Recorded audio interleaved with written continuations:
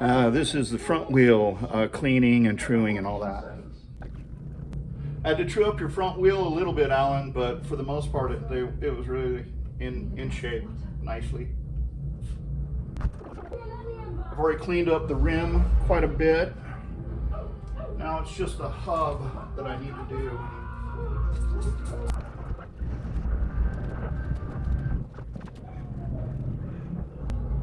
Alan's going for a ride this weekend, tomorrow, and he's a working man nowadays, so doesn't have time to work on his bike like he used to be able to. So he kindly asked me to do it, and I'm really grateful he did. Thank you, dude. I appreciate it. I'm gonna try to make this as good as I possibly can in every way that I possibly can. Okay, that's the front wheel, trued, cleaned, ready to go back on. Now it's time to clean Alan's frame. Oh, yeah. So I have another like movie on in the background. You're probably gonna hear it, the background noise. I don't care. I'm just gonna do this, do what I normally do. You guys can watch what I do. If you dig it, cool. Maybe I'll talk about stuff while I'm doing it. Maybe talk about my life. I don't know. We'll see. Anyhow, here we go. This needs to be cleaned the right way, which is in the ultrasonic. So I'm going to prep ultrasonic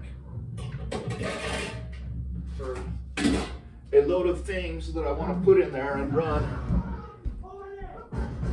But the ultrasonic is, and I just found this out recently, that the ultrasonic, it bothers my cats. Like the high frequency, the sound it makes, they just head for the deepest, darkest, hidey place that they can find. So I'm gonna run it out on my balcony and outside, so it just bugs, everything that's outside. Doesn't seem to mess with them as much then, but so anyhow, we'll get to that when we get to that. So time to squirty squirt and rubby rub. I have like a simple green and water, like a mixture in here, and it's fairly light, probably like 1 part to 20 maybe. And then I have rubbing alcohol for those certain places, and then Goo Gone for those extra weird places. So off to it. Whoa!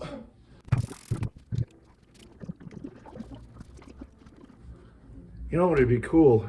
I would really like to, because this is what I do in my spare time, like when I'm just sitting around, like for fun. This is my hobby, is working on bikes. And I kind of specialize in older bikes. I'm learning the new stuff, but I'm not, like I can't do suspension, or I haven't done suspension. I haven't learned how to really follow through on suspension and stuff like that. But I'm hoping that through working at a bicycle shop, I'll learn some of those things. And where we have been kind of not working in the winter very much at the bike shop, kind of getting a whole lot of not working, like basically seasonal. Anyhow, which I'm cool with, except for, I need to keep making money through the winter, and I've also got the medical stuff that I'm going through at the same time too. So it's not just like paying for one thing. It's like paying for a lot of things all at once, and that I don't have a choice about. The medical being what I'm really talking about here. So, if you know anybody that wants their bike gone through and wants to see it on videotape, I'm your guy. I'm still working out my pricing, and it kind of changes from person to person and bike to bike, just because some bikes are just more complex and take more time, or are extra dirty, like this one. This thing is filthy, Alan. Anyhow, but I'm always open to like helping out people too. Like if someone's like my bro or my friend or someone who's been kind to me, I'm always going to take that into consideration. I just, everyone else needs a break too. They don't need to be paying $1 million to have something done that, you know, someone can really realistically do fairly easy and fairly quickly for them without charging $50 an hour for labor. Plus, you're literally giving me things to do while I'm sitting around at home on the weekend. And thank you, I appreciate that. I was getting kind of bored just sitting there watching movies.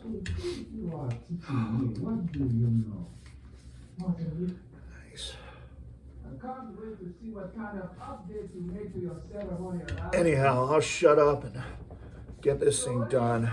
We'll fast forward through these bits.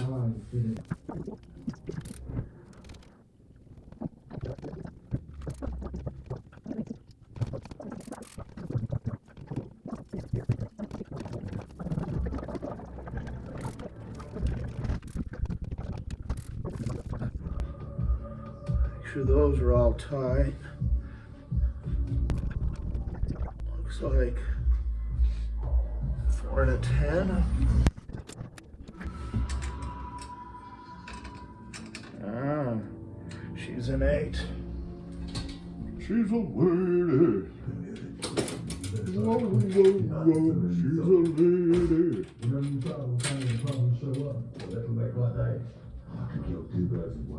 What's up, pussycat?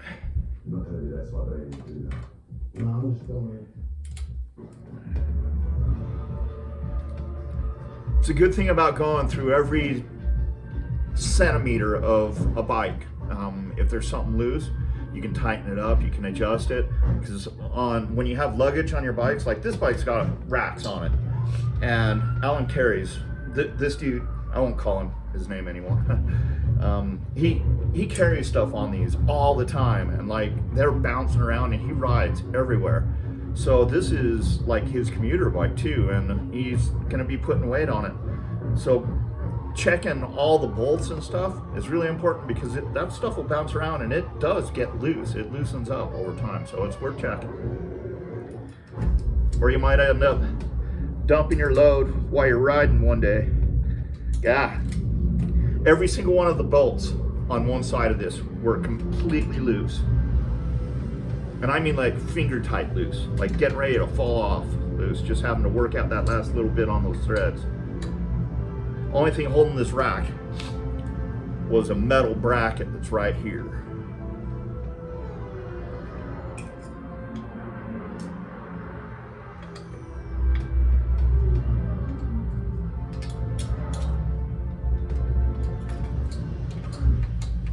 I'm only taking them up to about 5 pounds, or I mean 5, what is it, Newton meters of torque.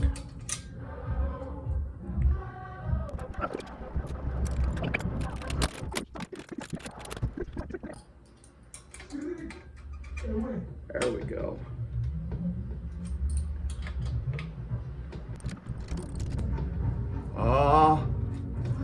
So in total, I just found 10 bolts on this rack that were loose. Gosh dang, that's spooky. It's a good thing I check each and every single bolt on a bike when I work on it. Brake pads look good. I already checked the rear brake pads, so those look good too. Back to scrubby, wipey. All right, time back in. Now I'm just gonna proceed through the entire bike and wipe it down and clean it up and check all the bolts as I go, just front to back. This is not a light bike. This is what I would consider a quite heavy bike. It's just a lot of weight. And this kid is strong. Like, he's just able to take it for miles and miles and miles. It's pretty cool. It's pretty cool. Every bike he gets on, it's like he's trying to break it the second he gets on it. It's hilarious. I mean, unless he breaks it, in that case, it's not hilarious. It sucks. But yeah, bouncing up and down like a monkey, trying to see where the weak points are, see where the jigglies are, see whether it will stop instantly. It's pretty interesting, to be honest. He's a cool kid. I dig him. And he's been really cool to me. He's always been a good friend. It's kind of strange being friends with someone who's like 30 years younger than you or more. It's because like I'm kind of at the back end of my life, and he's just at the front end of his life. Like, it's just starting to pop off for him, and I'm excited for it. I'm excited for him. He's going to do a great job. I just hope the work environment is positive and capable of giving him what he needs and doesn't take advantage of him, because he's a talented kid. The seat is beat up. Just beat, bro. That's one thing I got to find a solution for. When I'm sitting here and I'm squirting the squirt bottle, I'm squirting my work counter too. So like everything up there better be capable of being covered in cleaning solution and then wiped down, which it is. But I'm thinking maybe like like a towel or something, like just a couple hooks, and hook a towel that goes over the top of stuff, so when it sprays up, it's just onto the towel and it's not permanent. You could probably just do it with magnets. Put a couple magnets on the outside of the towel and hang it up right there. It's not a bad idea. I think I'll give that a try. Then you have the theory that you can just like squirt it on the rag itself, and then you're not squirting it on the bike. But there's times when you have to squirt it because you can't get there with a rag. You know, it's just not gonna reach.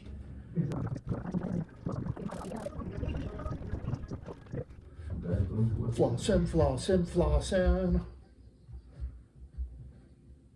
Have you flossed your bike lately?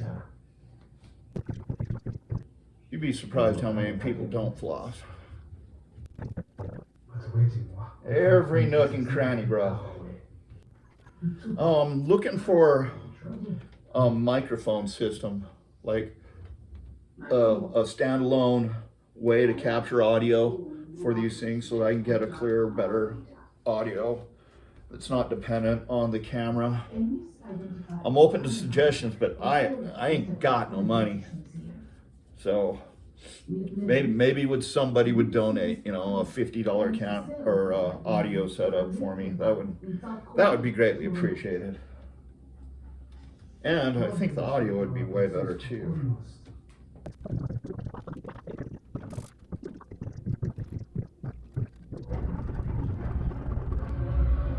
I think I put these zip ties on here. I wonder if I was the last guy to do work on this bike too. Because I know I've worked on this bike before. Sorry about the boring parts. This is just flossing, flossing, flossing. I'll skip through all this at super hyper fast speed. I'm experimenting with new ways of making videos to make them more entertaining. Since I've come back, I started off with time lapses because you don't have to do anything really. All you got to do is set it and go, and then later on grab the footage and run it through some basic post, and then you're down the road, you know. But I want a better product than that. Great things to show you, brother. Here are your communication devices. And so Unlimited range. I've been trying like multiple cameras, like my GoPro in one location, and then my camera like my cell phone, all this is filmed on my iPhone. So it's one of those things. All right.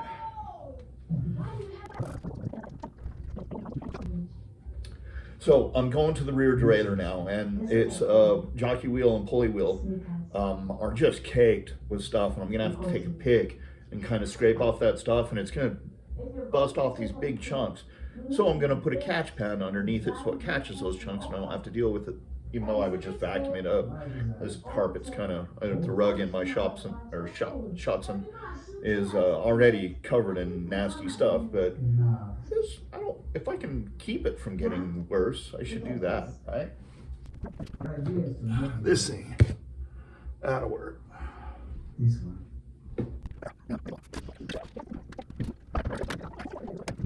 Kind of loosen it up. The cog schmag was like a 32nd of an inch thick, almost an 1/8 of an inch thick. It's just amazing. I think that will affect the performance of it quite a bit.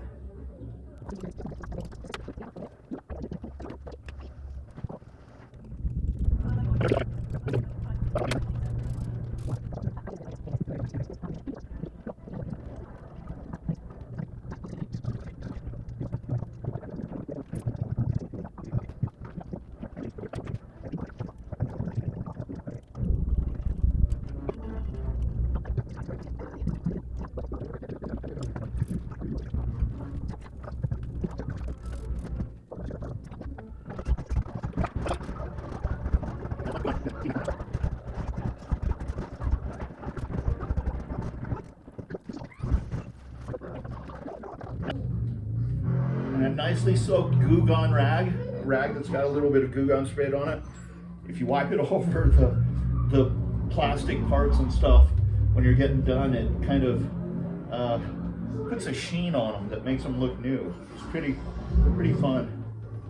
And it doesn't hurt anything. I mean, it's not going to attract dirt or anything. It just makes it shiny because it's what it is.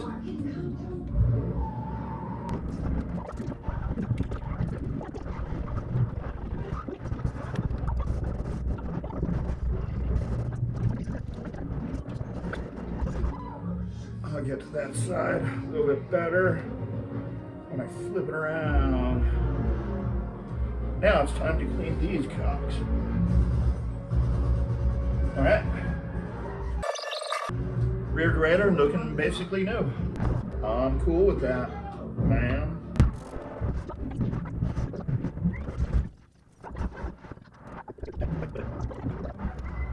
So do you guys ever put a tool down and it's like gone? Just it's disappeared. Well, that used to be a huge problem for me. Like every time I put a tool down, I swear, it would just disappear. Just poof, it was gone. It's just gone. And for a while, I could not stop it. Just couldn't stop it. But now I have this special thing that when I'm not using a tool, but I still need it, like it's in active rotation, I set it on a pad that I have up on my bench. So it's in one location. So I always do the same thing. If it's not going into the place where it lives, it's going to that pad. So I know where to go back to it. Now I don't know if it's perfect, but that's been working pretty good so far. So I'm gonna keep doing it.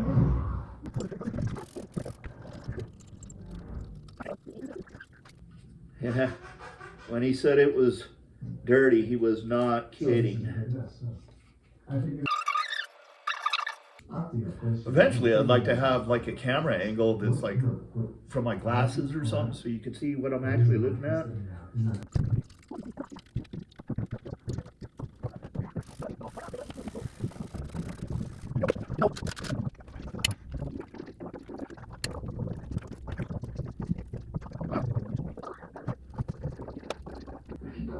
Ding ding with the trolley. All of that stuff can go in there. Mr. Pedley, you gotta come on, son.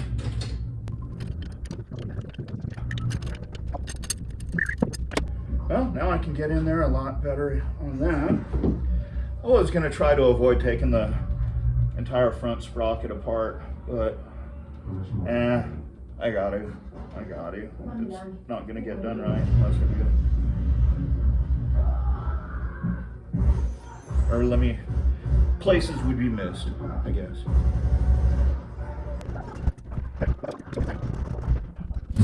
So, I'm gonna go fill up my ultrasonic, so I'm gonna go ahead and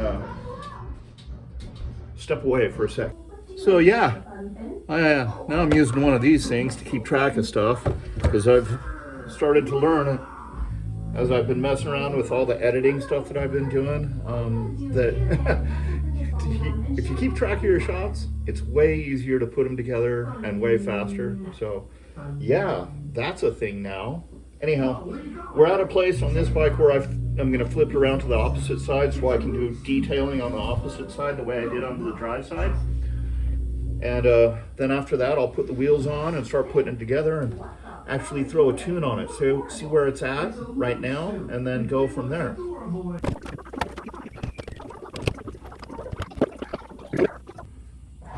Cool. That'll work. That'll do. That'll do her. Now to keep this thing from flopping around. That suit was ridiculous. So there's this tool that kind of keeps the bar straight when you're working on a bike. It's not like locking it down completely, but keeps them from flopping around. I love this tool, and I use it way more than you would think. I mean, almost every single tune I do, I pull this out at some point.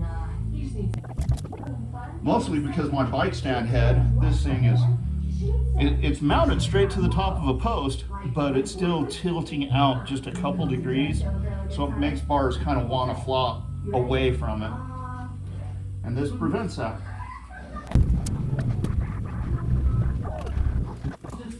Oh yeah, I put a bunch of stuff into the ultrasonic that's running out on the balcony, thus not making the cats really unhappy with me, so that's cool.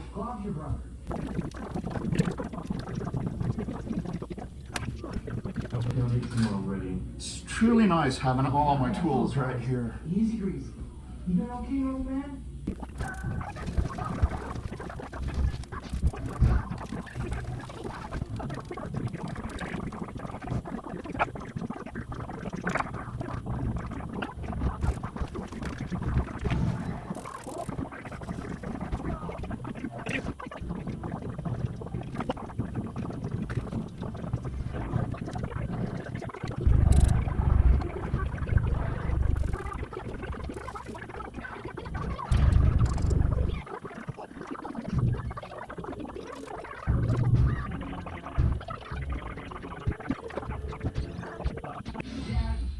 I think we're ready for the inversion.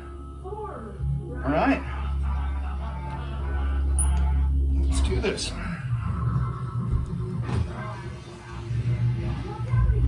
So I flip bikes upside down so that I can work on the bottom side, get them cleaned up easy. I mean, it does it. Why not do that? Right? Too smart to see it.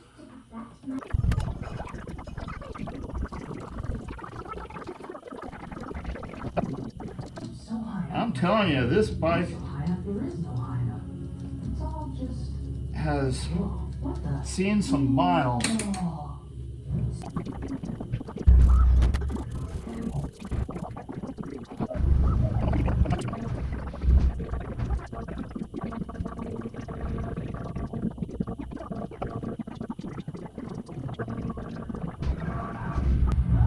Crazy, you can totally see spots that you missed.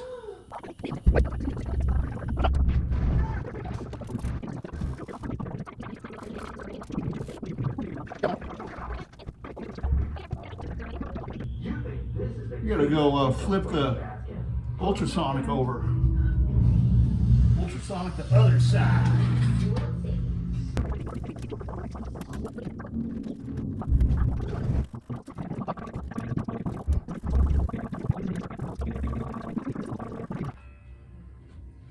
So I'm gonna start putting this bike together. I gotta fix a flat rear tire.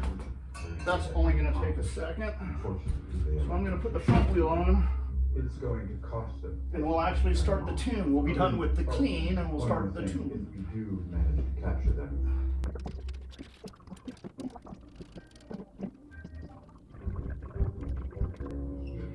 Got to get just the right tension to put it in the right place, especially with these skewers, because they're cams.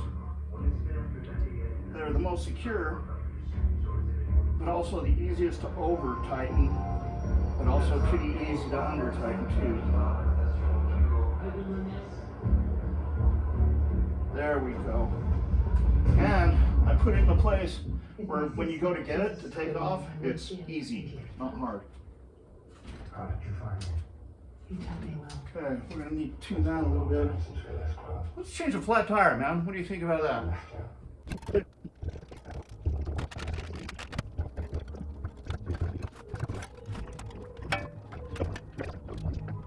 Right. Here. Now I think I turned my air compressor on. Not positive though.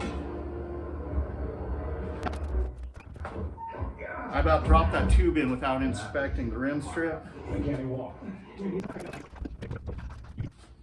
And then I also feel the inside of the tire all the way around, This looking for any hidden little glitches. comes back. And then I line up the pressure or the logo with the valve stem.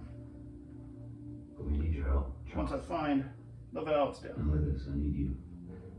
There it is. Without your powers. Okay, pressure was right there. Looks like that's the way he had it before, so I'm just gonna match it and do it the same way Alan had it. Gotta be honest, Alan, this tube looks like it might be a little small for this setup, but it'll work. Hopefully you have a spare when you go on this ride, because you won't see this until like the day after you do the ride. Maybe the day of the ride in the evening you might see it. But yeah, I hope you take a spare with you. I'll mention that to you when you come pick it up. I always try to lay the tube in, like when it's a fresh tube, you know how they're flat, like they're all flattened out. I try to lay it in perfectly, because if you do that, it inflates much nicer on the inside of the wheel, and you're less likely to have bulging or things going wonky or this way or that. And I always try to put it on by hand, and that kind of avoids pinching it sometimes. I need more. Don't get me wrong, some of the wheels nowadays you got no choice but to use tools on them, that's for sure. Now, did I plug my air compressor in? No. So I get a little bit of air into the tube so that it kind of takes shape inside of the tire. Sometimes it's twisted a little bit, it hasn't seated right, but you get that air in it and it kind of tries to straighten itself out. And I kind of go through and put my weight on the tire, and it helps the bead set, and it also helps the tube settle into where home is. And to be honest with you, I usually go about around 2 times. And each time I inflate, I'm not trying to get it to the max amount. So I'll go to probably at 60 pounds. Then I'm gonna go look at the bead line. It's on all tires, or not all, most good tires have like a bead line on them. Kind of look at where it is on here. Okay, I got a couple places on here that I don't like. So I'm gonna take the pressure out of the tire to the point where I can move the bead a little bit. And it was it did what it did because I was smashing my weight down on the stem. So back up to about 40 pounds. Good enough for what it is, man. And I think I'm gonna run him at about 60 pounds. Take that back. I need to put sealant in both of these tires. So, not just fixing a tire, but preventing it from getting any more flaps in the near future, hopefully, kind of thing. But luckily I got a tool for that. Oh no. Alan gave me a tube that doesn't have a removable core. Well, I've already accepted the way it is. That's how life is going. And so, there you go. I'm not going to put sealant in it. But I am going to put my travel, I have a travel bottle of sealant installer. I'm going to fill it up. Well, it's full, but I'm going to have him take that with him. There's go-aheads along there, so I don't want my bro getting a flat tire. So I put him right at 70 pounds. That's maybe a little harder than what he rides normally, but it'll roll fast. I know they say, like, you need to air it down. They give you, like, you can go out and find little charts that tell you, like, what pressure you're supposed to put in your tire. And, yeah, no. Don't mind me just coiling up my air compressor hose in my kitchen.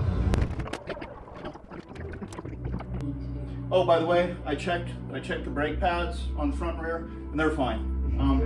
The inboard ones are starting to wear a little bit more. Like, you probably got maybe another half a season, quarter of a season, depending on how much you put in it. But yeah, for now they're good. And he's on his dropouts, his rear dropouts. It's got a slide backwards dropout, so like you pull the entire wheel off backwards, which is really cool because you can turn it into a single speed and use it to tension your chain. But he's got the chain tensioner already set up in a place, so the axle's already fixed, it's got a home. So in theory, I should be able to make this new chain the exact same length as his old chain, and boom, bada bing, Bob's your uncle. Yeah, like where you put the quick release on these older bikes can mean the difference between being able to have someone get it off and someone not be able to get it off. Because if they're all tucked up against the frame in some wild way, and you can't get any leverage, can't get your fingers in there. I've seen it before where you have to take another tool and use it as a pry bar to get it to go. No good.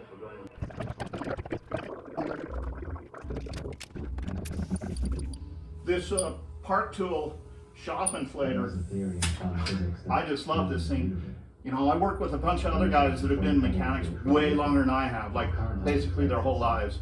And they hate it, or they hate these. And I've had this for years and years and years, and it's always worked perfect. So I don't know what they're talking about, but that's what the word is around the shop. I remember we converted this to a one-by, and I had forgotten about how he used the same chainring bolts, but put some spacers in to make it thicker that it would count for the double chainring or crank set, like set up for a double, one on the front and one on the back side of the spider. And so these bolts would have been too long by the thickness of a chainring. So they've got little pieces that are going there and make shim it out. It's just kind of cool.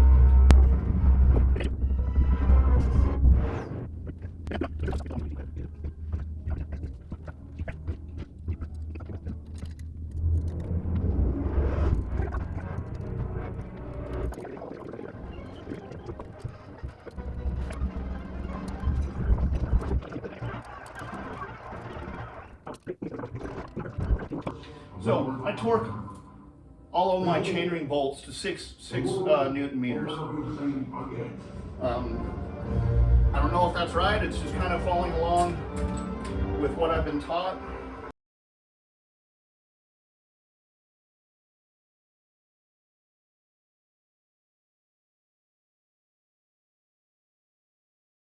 Now you're supposed to put like 45 Newton meters of torque on these.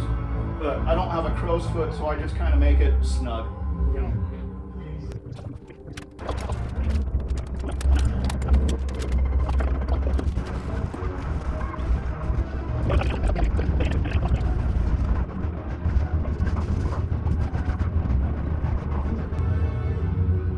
don't know for sure. I'm just gonna mark it with a marker, and I'm still gonna put it on the bike on full length, and then see if it makes sense to do what it's saying to do.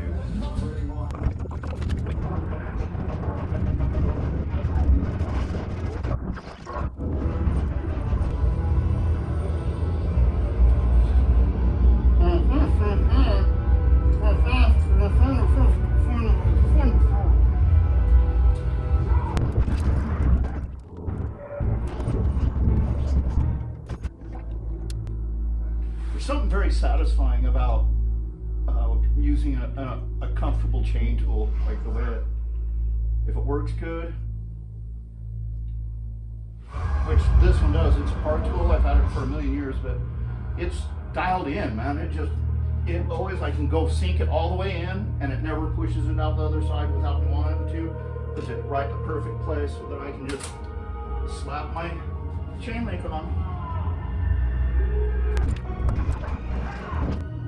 These chain link pliers, the one with the triples who can crunch or open. Bad.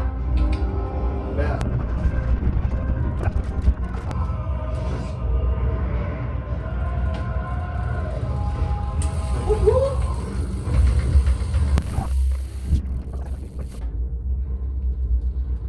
can change it, right?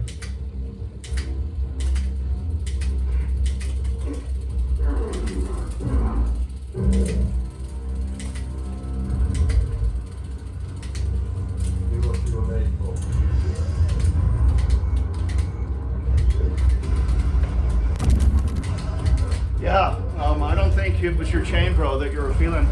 I think it was the cassette. I think the cassette is just done.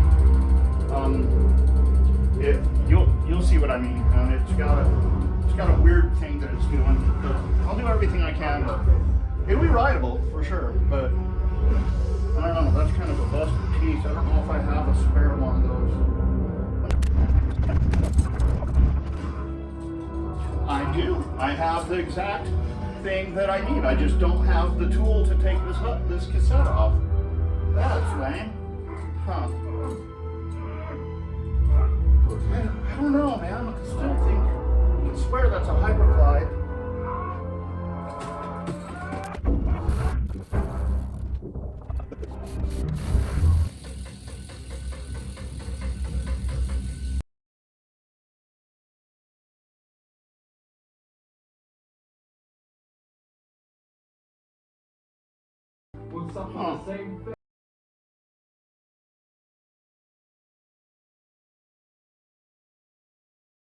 Okay. Just right at the finish line, just tune in the front brake, and then check the torque on everything, and it should be there. But unfortunately, I think his rear hub on this rim is just done, just toast.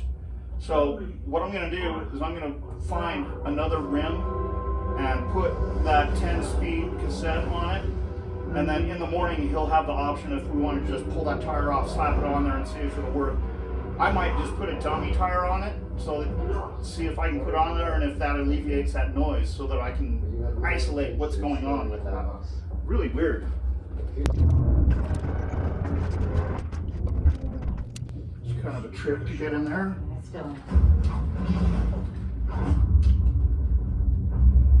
Almost the exact same pole on both.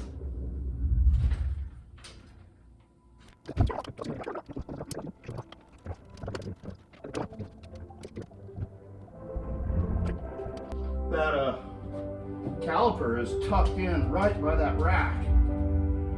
Alright, are they saying now? Other than the horrible noise in the rear hub,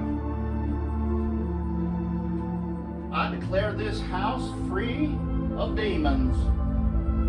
This bike's done, man. I just need to do a couple final touches.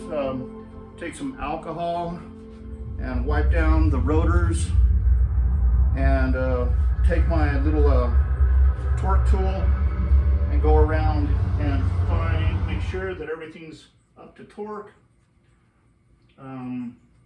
Tomorrow in the morning, I'll go out and I'll take it for a ride, make sure it rides good.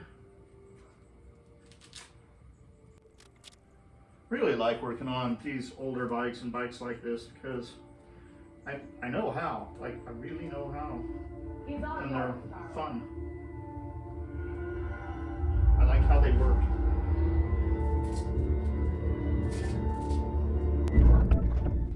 Pretty much like new. Sweet. And I will be going through these gears all night long, following up on it, making sure that it's working right. I think we're good. I think that's Alan's bike.